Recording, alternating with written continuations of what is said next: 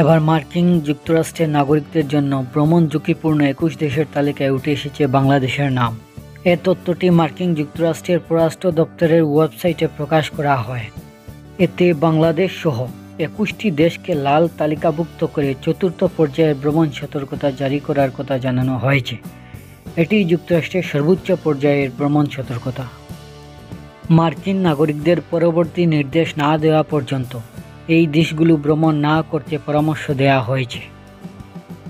বাংলাদেশ ছাড়াও এই তালিকায় অন্যান্য দেশগুলো হচ্ছে Belarus, Afghanistan, Myanmar, Central African Republic, Haiti, Iran, Iraq, Lebanon, Libya, Mali, উত্তর কোরিয়া, রাশিয়া, সোমালিয়া, দক্ষিণ সুদান, সিরিয়া, ইউক্রেন, ভেনেজুয়েলা এবং ইয়েমেন।